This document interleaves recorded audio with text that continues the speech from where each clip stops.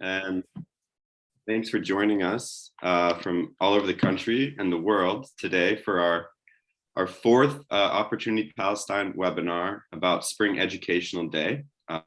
We'll explain what Spring Educational Day is in a bit here, but I just wanted to take the time to welcome everyone. If you haven't let us know where you're joining us from, you can put that in the chat. We like to see where our audience is coming from.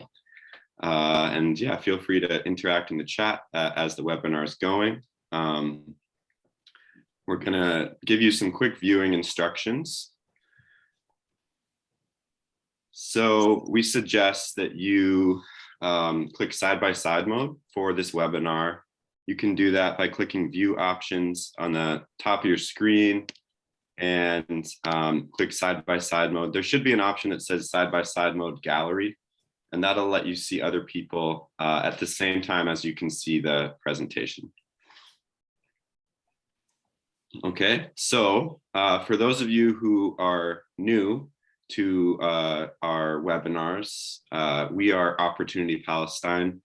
We're a 501c3 organization headquartered in Michigan, and we raise money for the Evangelical Lutheran Church of Jordan and the Holy Land and the schools that it operates. So our mission is to sustain the educational institutions of the Evangelical Lutheran Church of Jordan and the Holy Land. It's quite a mouthful. We usually just say ELCJHL, through development and awareness building in the United States. We believe that the ELCJHL's vision for justice and peace is essential to overcoming the challenges facing the communities of the Holy Land. So like I said, we're a US-based organization for tax purposes, but we are able to send money to the schools in the Holy Land.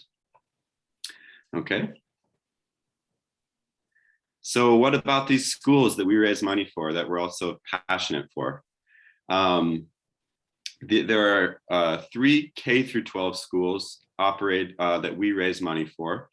The first is Darul Kalima Evangelical Lutheran School. That's in Bethlehem. Yes, the Bethlehem that you've read about in the Bible, maybe since you were a young child. The second is the Evangelical Lutheran School of Hope in Ramallah. And the third is the Evangelical Lutheran School in Beit Sahor. In other times, we've also helped contribute to the Environmental Education Center, which is in Beit Jala, very close to Bethlehem, right next to Bethlehem, as well as the Mahabba Nursery and Preschool in Jerusalem. And the aim of the schools is to help children from all walks of life, without regard to gender, religion, ethnicity, color, or ability, to pay school fees, receive a quality holistic education in a nurturing Christian environment, which will inevitably impact their lives and communities in ways that will make a difference. Now, you may have seen the word Christian in the overall aim, and the schools are operated by the ELCJHL, but it's important to emphasize that the schools are interfaith. In fact, the majority of the students are Muslim in the schools. So it doesn't, as you can see, it's actually without regard to religion. So the schools have a very diverse enrollment across the 3 schools, and that's something that we're very proud of, and it's a part of the peace building mission of the schools. Okay, so I'm actually going to invite Dr. Charlie Haddad to give us a little background and some history of what is Spring Educational Day. So Dr. Charlie, please, the floor is yours. Thank you, Eamon, and hi everyone. And thank you indeed for joining us on this Saturday, probably Saturday morning in the US. I know it is not easy to do that on a Saturday morning, and we really appreciate it. It means so much to us here in the ELCJHL schools. I would like to just give you a brief history about how the whole thing started, the Spring Educational Day, and please do not confuse it with the Arab Spring. It is totally unrelated. So the Spring Educational Day concept, we started implementing that about 16 years ago, where all the Palestinian Lutheran schools students compete internally in their own schools in order to reach this grand finale, the Spring Educational Day, which we traditionally hold in the school in Beit Sahur, in the town of Beit Sahur.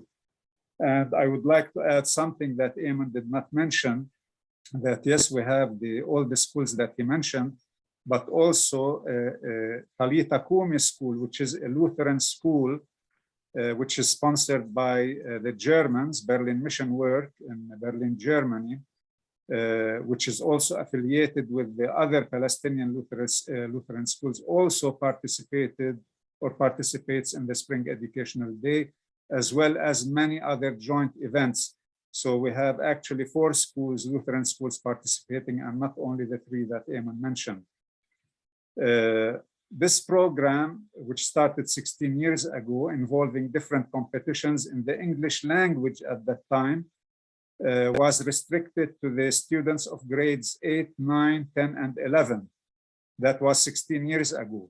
But through experience and year by year, we started adding to the program, and based on past experiences, we tried always to do it better the following years. So we started out small, but nowadays the program is so large that it involves not only the English language competitions, it also involves Arabic language, Arabic literature, science competitions, history, social studies competitions, mathematics, sports as well, mind games, etc., etc. So it grew a lot over the past 16 years. Very importantly is that the process leading to the Spring Educational Day, which begins with the beginning of the semester, sometime in late August to early September, we start the process as early as the beginning of the school year. And this process is much more important than the event itself.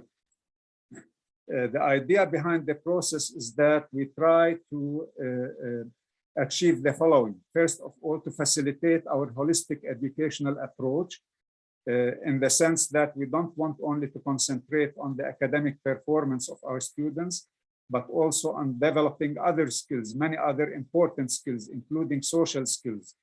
So this is one of the objectives. Another objective is, of course, to create a stimulating, exciting, and non-traditional school environment where all the competitions starting in late September to early October begin with the internal screenings.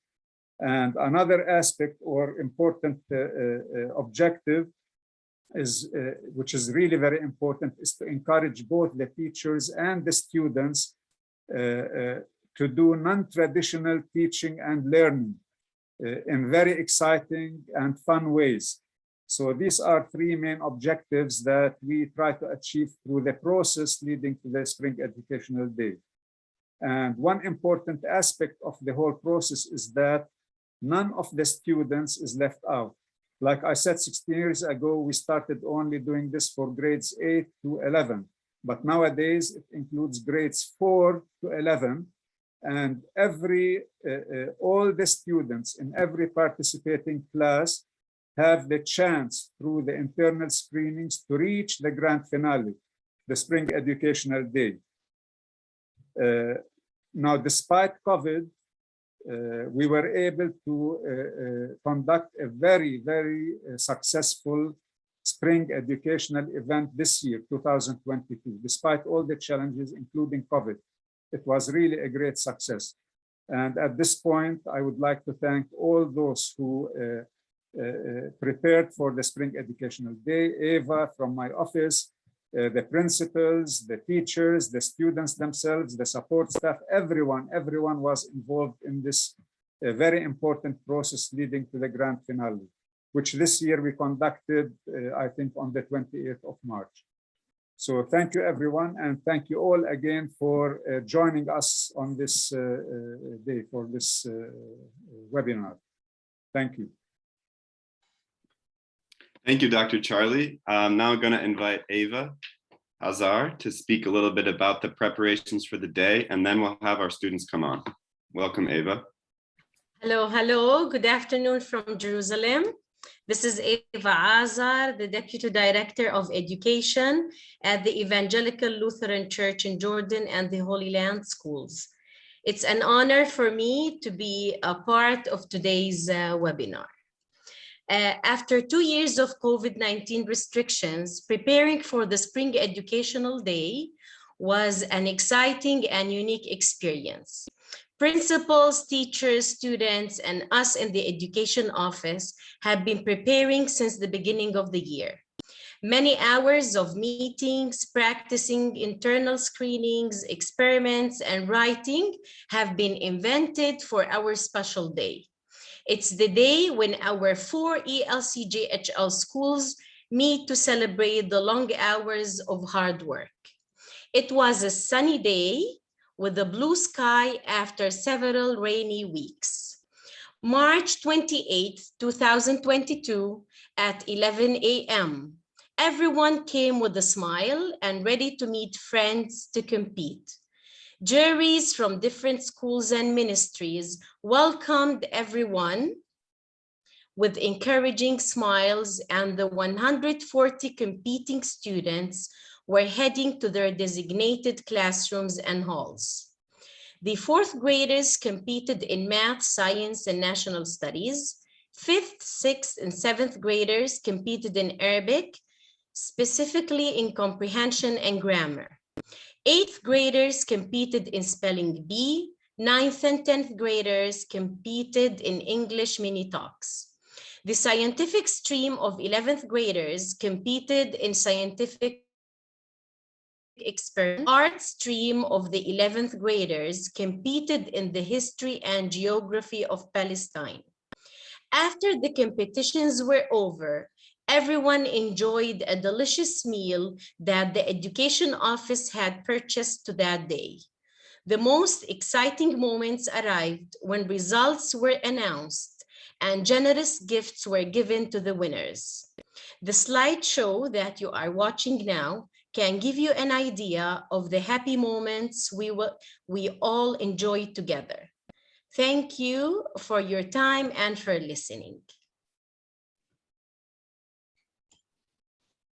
Thank you, Eva.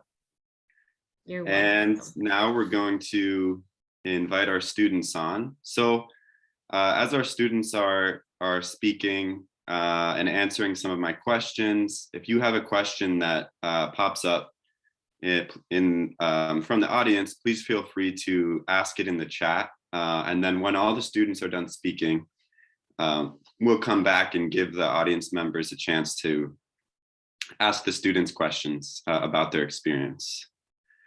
Okay. So we have 3 students from the schools today, 1 from each school. We have Priscilla Jabriya from Dar al-Kalima. Dar al-Kalima is actually where I worked when I lived in Palestine as an English teaching assistant. We have Mirel Khumsiya, which is where my colleague Sam worked from the Evangelical Lutheran School in Beit Sahor. And we have Ahmed Kabaha from the School of Hope in Ramallah. So I'm going to invite Priscilla up to share a little bit with us about her experience during Spring Educational Day. Priscilla, are you there? Hi, everyone. Oh, good afternoon, Priscilla. And I'm wondering if you can introduce yourself, tell us where you go to school, tell us a little bit more about yourself. Okay, so hello, everyone. First of all, my name is Priscilla Jabriya. I live in Palestine, exactly in Bethlehem. I study in Dar al-Kalima School, which is a very good school, and I have been studying in it since I was very young. And one of my hobbies is chess, and I really like chess, and tennis and football. And I don't know if it's a hobby or not, but I really like traveling a lot, like to explore the world and the cities and the countries. And thank you for listening. Yeah, I do. I love traveling as well, Priscilla. I was very fortunate to travel to Palestine several years ago, and I hope I get to again. So Priscilla, can you tell us, how did you prepare for Spring Educational Day? Yes, so I was privileged to be chosen to represent my school in the Spring Educational Day in the Spelling Bee competition for grade 8. As for the preparation, we practiced with our English teacher and my classmate Selma, who participated in this day as well. We practiced daily at school and at home. I asked for the help of my sisters who helped me train the spelling list at home. Okay, that's great. Your sisters helped you. I'm sure that was a big help. My brothers and sisters never helped me in school, so I'm a little jealous. Can you describe the day for us, Priscilla? Yes, so on the day of the competition, I woke up really excited and nervous at the same time. I put on some nice clothes, had some breakfast, and my mom wished me good luck. So I headed to school to go to the competition. My mom's smile and wishes of luck gave me hope that I would win this competition. The weather on the Spring Educational Day was sunny, so we went to the Lutheran school by bus. When I arrived at school, I saw all the students practicing and getting ready for the competition. So it made me feel more anxious seeing all this crowd of students training. But it's fine, it was fine to be nervous. I watched the opening ceremony and tried to practice my words with my classmate and teacher at the same time. And at 10 a.m., we headed to the class where the competition took place. Seeing all these students made me feel more anxious, but however, I still had hope. When it was my turn to spell, I crossed my fingers hoping to spell the word correctly. Unfortunately, I got third place. Although I aspired to get the first place as I studied hard for the competition. Oh, well, congratulations on winning third place, Priscilla. It sounds like your hard work paid off for the spelling bee. Can you tell us what were some of the words that you were asked to spell? What was the hardest word to spell? Yes. So to be honest, I can't remember all the words that I spelled, but I remember the word laptop though. And unfortunately, Western was the word that I messed spelled with. I got somehow angry and felt stupid because I knew this word, but I was nervous and spelled U instead of E. The words that I was asked to spell were not that hard. Okay, yeah, I can see why you put a U instead of E, but still, some hard words there, I'm sure. And can you tell us how you felt when you won third place? Yeah, so when I was announced the winner of the third place in the spelling bee, I felt really proud and happy. Nice, I'm sure. And what do you like about spelling, Priscilla? So I really believe that spelling is beneficial and teach us new words. And what I liked most about the day was meeting new friends from other schools, and the experience itself was enriching. So I hope the next year I will have another opportunity to participate in such a wonderful competition. And thank you for listening, guys.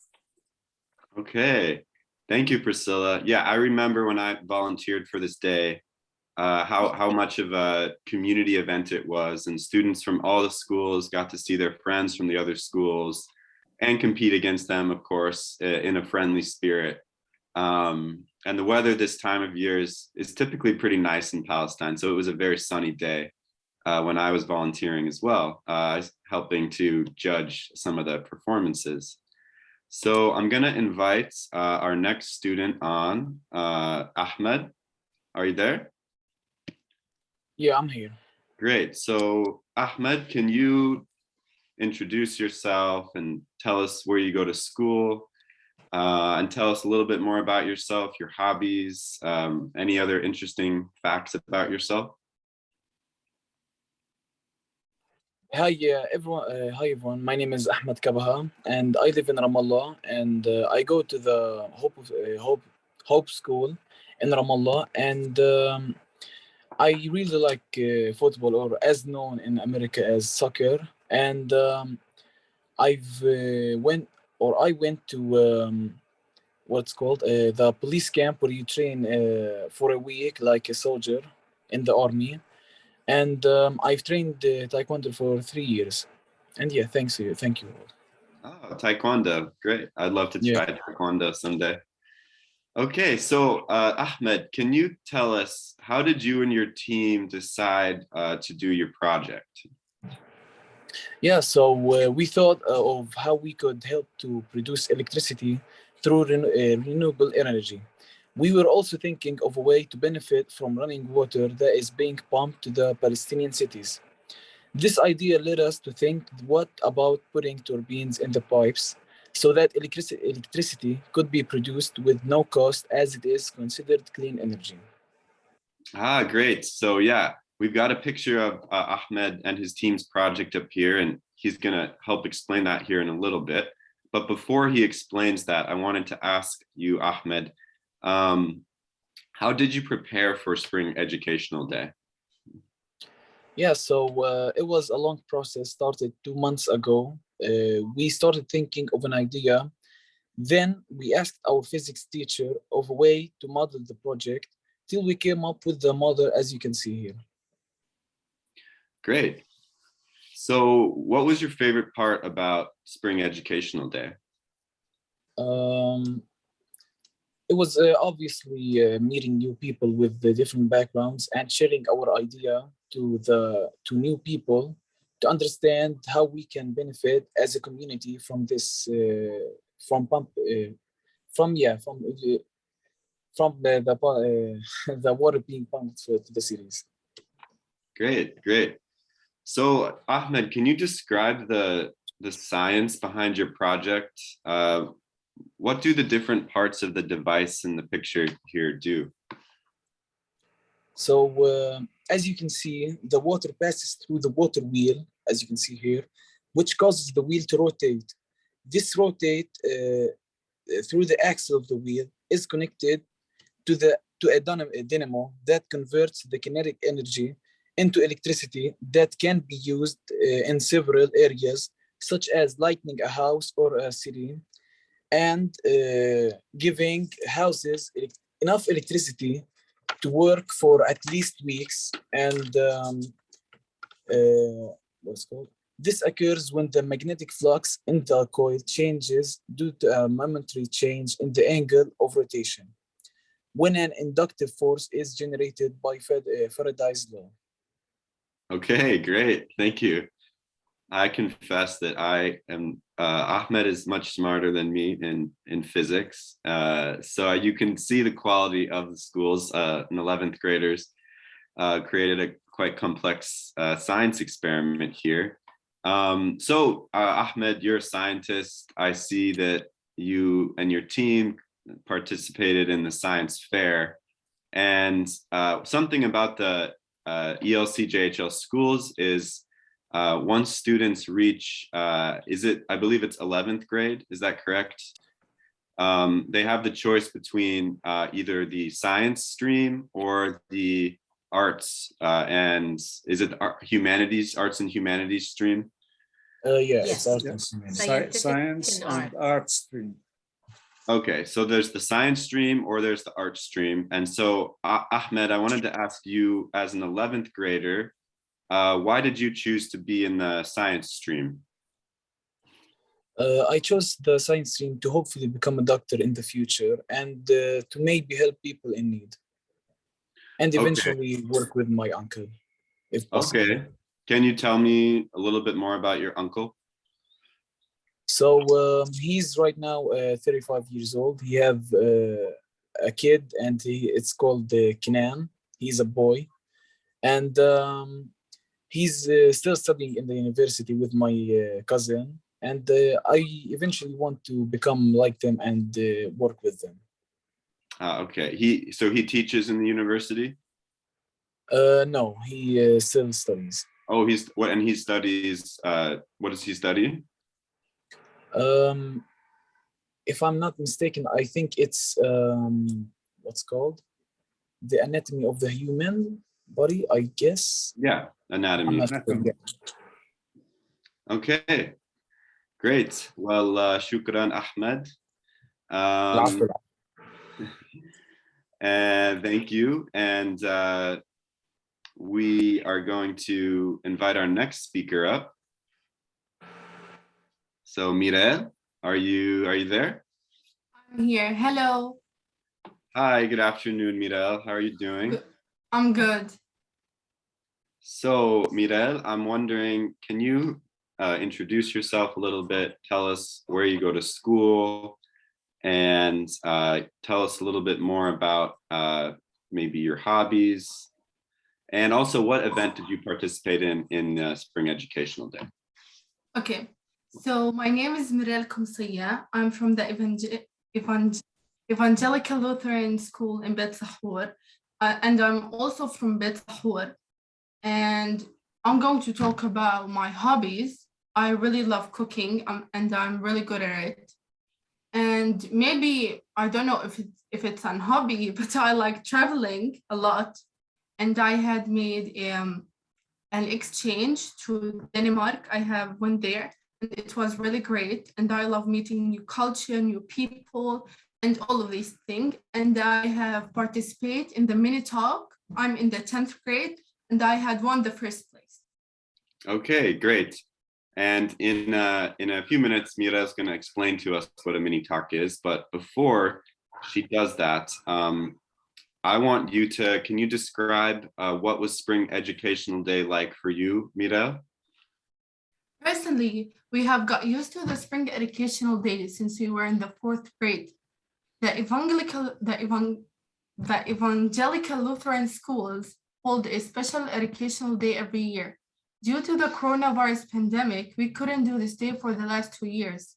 This year, the moment Mr. Ra'id Awad, our English teacher, told us about the Spring Educational Day, I got very excited, and I felt that it's me who's going to be chosen for the mini talks and work for it. Okay, so how did you prepare for Spring Educational Day? My teacher had prepared us by giving instruction for the oral presentation skills. He stressed on the posture, eye contact, and the organization of the ideas. When our principal, Mr. J, did the screening with Mr. Ra'id, she gave me some constructive comments that made me more confident and insisted on participating in the Spring Educational Day. Thank God I was chosen to be the 10th grade mini talks representative with my friend and colleague Marah. Okay, yeah. Well, we're glad you were chosen as well. Can you actually explain to us what is an English mini talk for the Spring Educational Day? So basically, they will have a bowl with full of paper that have a lot of topics inside of it. And you have to pull 2 papers and choose one of them. And then you have to write a topic about it. And that's it. And you have to present it. Okay, and so what topics did you get for the Spring Educational Day? We were asked to pick 2 unknown different topics. The first one was my dream travel. And the second one is, what do I see myself in 10 years? I was really puzzled. It was interesting to write and present such a topic. So I chose the second one without thinking, because So I chose the second one without thinking. And I see myself a very successful vet who will be hoping to open a lot of clinics for animals, because here in Palestine, we don't have a lot of clinics. And I'm sorry, I'm confused. It's okay. I do believe take a deep that breath. Just take a deep breath. And I was wondering, Mira, if you could you share with us the mini talk that you gave for the Spring Educational Day? So I had choose the what I see myself in 10 years. I see myself a very successful person who maybe got engaged and who will be working hard to let her dreams when she was 15 or 16 years old to come true. First of all, I'm planning to open a hospital for animals, because here in Palestine, we lack for these places and we don't have these places, a lot of them. So I hope I will open a really good one. And it's not necessary to be a really, really good place. Really, really big place. Because like they always say, the greatest business had started from a really small place. Second of all, I'm planning to open a coffee shop, but with animals inside of it. Because like you will come here to the coffee shop and drink your coffee, eat your sandwich or whatever, and play with the animals. Maybe I will put cats and cats. I don't think dogs, because cats and dogs can work together. And I'm drawing your point at, you can adopt any animal inside of the coffee shop, but I have to know the family at first, because maybe they will just adopt the animal to let the cat get pregnant and sell her kids, and they will treat her like a machine. And I won't buy the cats, like when I want to put them inside my coffee shop, I won't buy them. I will adopt them from the shelter, or I will get them from the street. Because here in Palestine, we have a lot of cats who live in the street that have no family to love her or to take care of her. So I will just take her, give her the right medicine, and then put her inside of the coffee shop. Okay, wow, that's a great idea. A coffee shop and animal shelter, double. I think the challenge to get people to adopt pets is to get them to meet the pet. But if the pets are in the coffee shop, I think that you'll have a much easier time. So I just wanted to pause for a second and remind our audience that all of these students speak English as a second language, actually, that Arabic is their first language. I speak Arabic. It's taken me about 10 years to learn it, and that's including several years of living in Palestine and Morocco. With a few exceptions, most of these students have never actually lived in an English-speaking country. So I was an English teaching assistant, and I can attest to the very high quality of the English language instruction in the schools. It's also true there was an Arabic language component of Spring Educational Day, but just for our audience, we didn't have anyone from that part of the presentation. So I just want to applaud our students for being able to talk about quite complex topics in front of an international audience, and to just encourage them to keep learning English, as they've already made such great strides. So Mirel, I just have a few more questions for you. Can you describe to us what emotions you felt throughout the day? On that day, the Spring Educational Day, which was really well organized, we were left in a room with other participants from the Evangelical Lutheran schools students. So we get to know each other well, which was really great. But when I began writing, I got really nervous because I know that the other participants might be better since they won the internal ball in their schools. For that, I had to work hard, prepare well, and determined to win. When I began presenting, I got nervous, but due to the friendly jury that were smiling to me, I was relaxed, and that gave me an incentive to succeed. Great. And last question for you. How did you feel when you won the event? The moment my name was mentioned that I got the first place, I didn't believe it at first. I started shaking and couldn't concentrate well. It was a moment of release and happiness. Thank you for listening. Thank you, Mirel. And now I'm going to invite my colleague, Sam E, up to ask some questions from the audience. Sam and I are going to switch off so that we are able to prepare questions from the audience. However, we really want some questions from the audience. So I see we've got one from Tim Kyle here. I hope the students know we have some very nice compliments from our audience on your abilities in English and your spirits in general.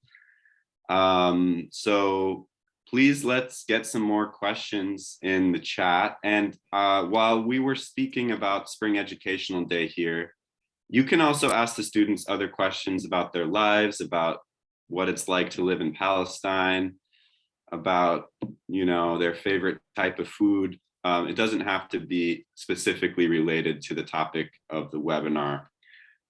So if you have a question, please put it in the chat. And for our first question, I'll invite Sam up to ask the students. Great, thanks, Eamon, and welcome everyone. So glad you're here with us this morning, US time. Yeah, so we have a question from Tim here, and this is for any student. How has COVID presented a challenge for your education? So I'm gonna kind of open it up to our students. Maybe Ahmad, do you want to begin? Maybe, yeah, how has COVID kind of presented some challenges in your education the past couple of years? Yeah, it definitely was a challenge to even have education in this period of time, because it was a hard time. Eventually, we did go through it with, we did go through it, but it was definitely hard. But with the exception of, I want to say this. We didn't learn much in COVID because it was really a hard time. No one was even focused in the classes, but our teachers really worked hard and taught us enough to go through this period of time. Thank you. Yeah, thanks, Ahmad. How does it feel to be back kind of like in person and kind of back to quote unquote normal? It definitely was better to come back from COVID, and I even myself had COVID 2 times, and going back was really great. We did go to a lot of places, like Al-Aqsa, to Beit Lahem. We did go to a lot of places, and yeah. Great, thanks, Ahmad. Appreciate it. Thank you. Yeah. Great. Mirel or Priscilla, do you want to share how has COVID presented any challenges to your education the last couple of years? Priscilla, yeah. So to be honest, COVID-19 was really hard for me. So I got sick and I was really nervous because I thought that it will be dangerous to me. Definitely. Thanks, Priscilla. Myrtle, you want to share a little bit? Yes, it was really hard. Like, we had studied at Zoom for 2 years, and it's hard to get back to the normal life. It was a bit challenging, but it's okay. We had through it. Definitely. Thanks you all, students, and yeah, glad that Spring Educational Day was such a great day and that you all could be together and compete. Eamon, I'll pass it back to you. Okay, great. And yeah, we're gonna just end the screen share for a little bit so you can see the students as they're speaking. So if you go to view and then you click speaker, it'll give you a better view of the students. Great, so yeah, we had some questions come in. We got a question from Virginia. Virginia asked, what is your favorite place to spend time in your hometown and why? So Mirel, Ahmed, Priscilla, what's your favorite place to spend time in? I don't have any specific place. Maybe I will say my grandparents' house because I love them. I see. Go with my friends, maybe any place, maybe walk into the street, any place. I just want to be with them. Okay, great. Great. So, and let me, we've got one more question. We've got a few more questions. I'll ask one more. My advisor from my time in university asked, if you ran a school, what subjects would you have in the curriculum, or what subjects would you add to the curriculum? It's kind of a hard question. It makes you think, you know, what if you were a teacher?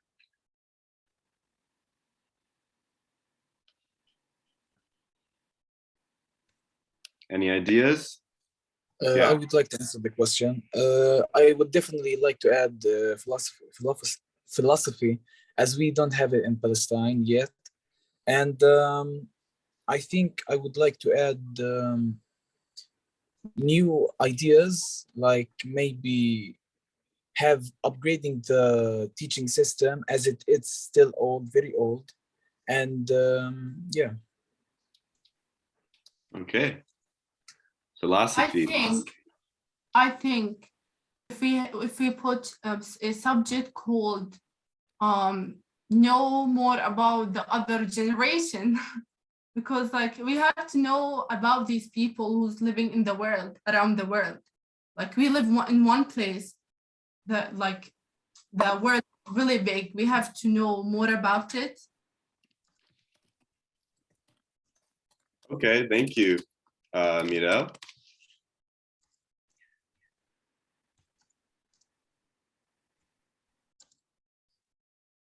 Okay, so yeah, on that note, Mirel, I know that I think Priscilla mentioned she liked to travel, and I think you did too, if I'm not mistaken. And you talked about a class about other places in the world. So if you could travel anywhere, where would you like to travel?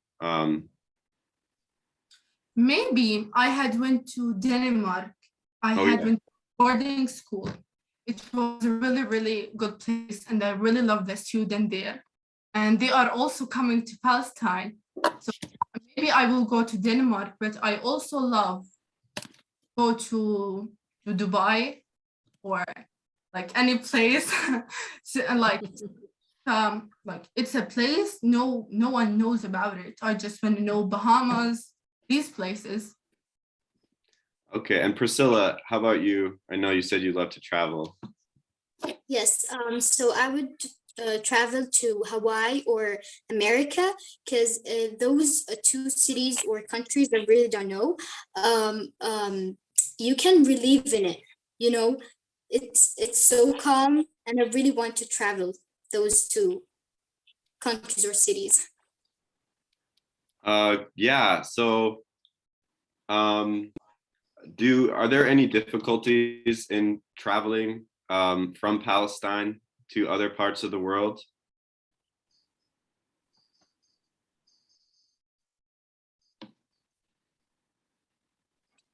There definitely is, as we are still under occupation.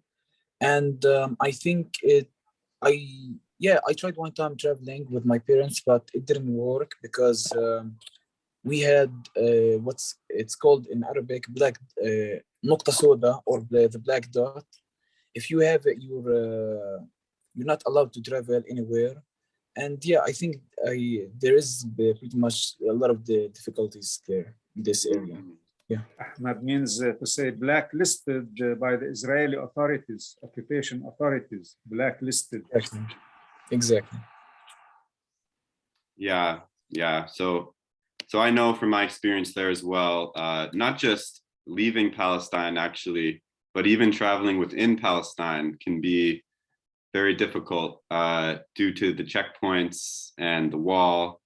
And I know Ahmed mentioned that the blacklist, and it's something that you can get on and you have no way to get off it, and you have no idea why you're on it. And it makes it very hard to, I think, to travel as a Palestinian. And then of course the Palestinian Authority passport is also, I think, difficult sometimes to travel through airports. And so, okay, we have one last question. And so I know that the summer vacation is coming up, and I wanted to see if you have any special plans for the summer vacation.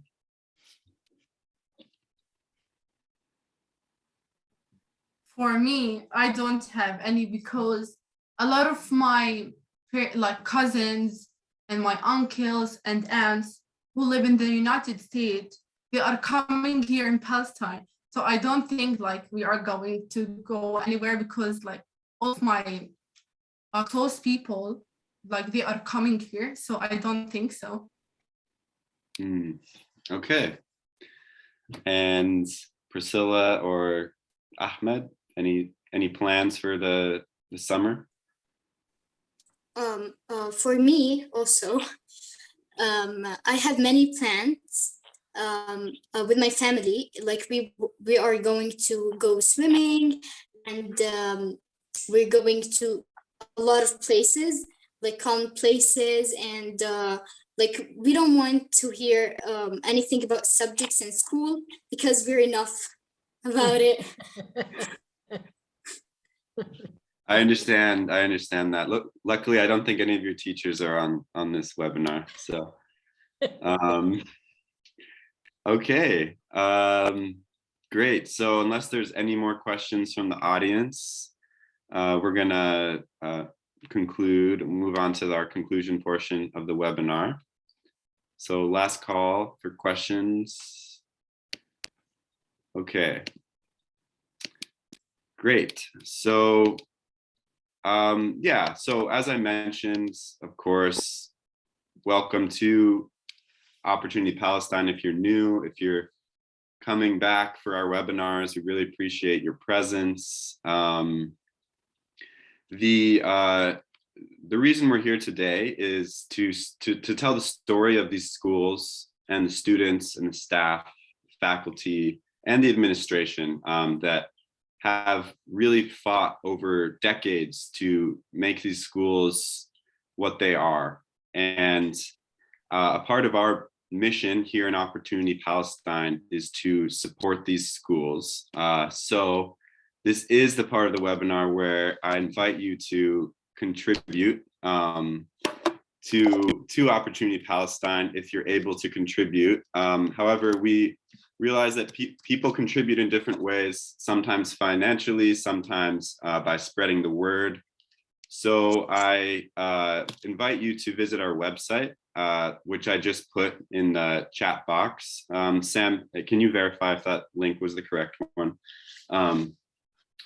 And see if you're able to help support the mission of these schools. And oh, great. So my colleague Sam just put the correct link there in the second one. So if you're able to, please consider contributing. If you can't contribute financially, please do stay connected to us.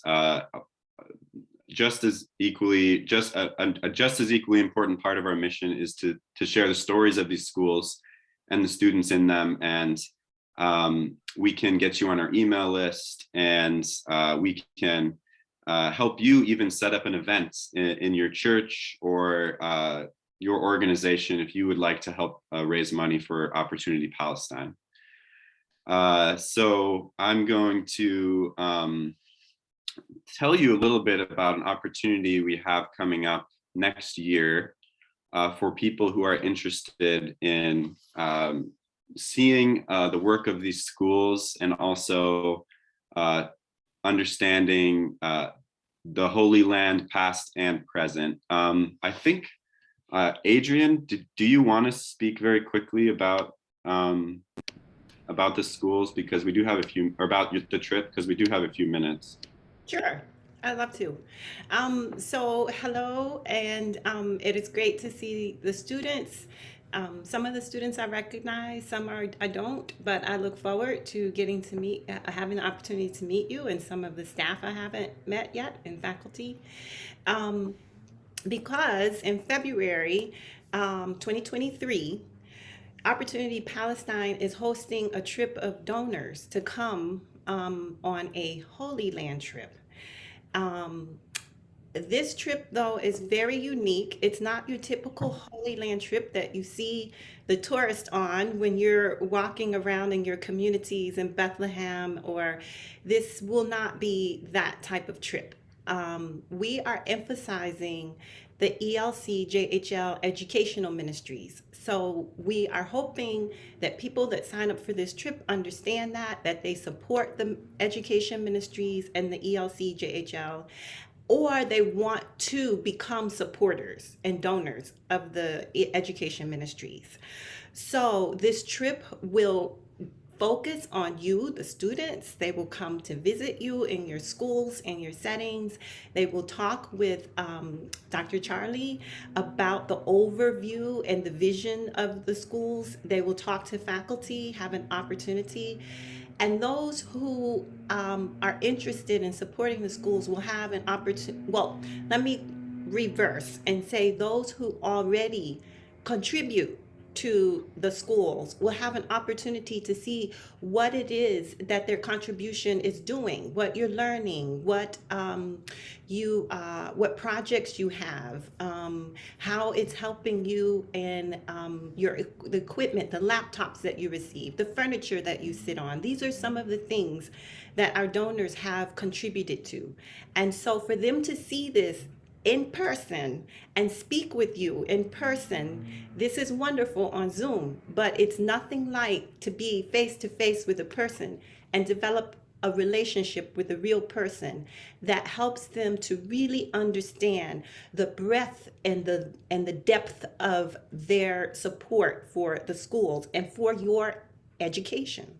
And so this is what this trip will be. So look forward, and it's me, Adrienne. Let me explain a little bit why I am accompanying these people on this trip. Is because myself, Adrienne, and my husband, Ben, served for 4 years as the communication officer for the ELCJHL. Right now, I think that's Maddie Froyland, who is in that position, and she's doing a wonderful job. But we have the time, basically, my husband and I, he's a photographer as well, and we want to come back. Really, it's a little bit selfish. We want to come back and see you all. And like I said, meet the new people who are there. So we will be hosting that. I'm also a deacon with the Evangelical Lutheran Church in America. So I consider this also a part of my service to the church. So look forward to seeing us. I know Dr. Charlie has spoken with some of the principals about the different activities that you will share with our delegation when they come. Hey, thank you, Adrienne. And yes, stay tuned. The link for the tour is in the chat, and we'll be putting it up on our website shortly, and we'll have more information coming out via email.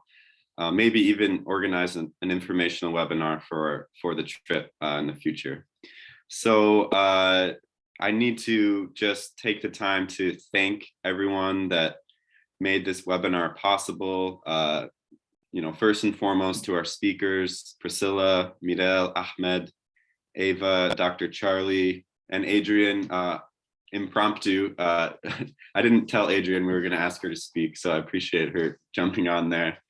Maddie Froyland, who's the communications officer for the ELCJHL that Adrienne mentioned, helped put together the slideshow, and Johann Groch, probably mispronounced that, is a German volunteer in Jerusalem who took a lot of the pictures for our slideshow. I need to thank the Opportunity Palestine Board. I need to thank the audience. And of course, I need to thank my colleague, Sam, for being the technical mastermind behind the slideshow and our social media communications. So thank you very much for joining us, and we hope to see you in the future. Please stay connected, and yeah, have a wonderful, beautiful, sunny, hopefully, weekend. And a special thank you to you, Eamon and Sam. Really, we really appreciate all that you're doing. Thank you, Dr. Charlie.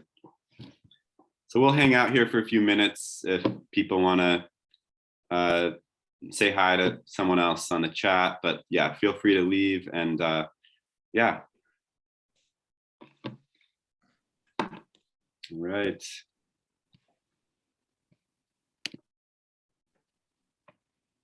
يعطيكم العافية.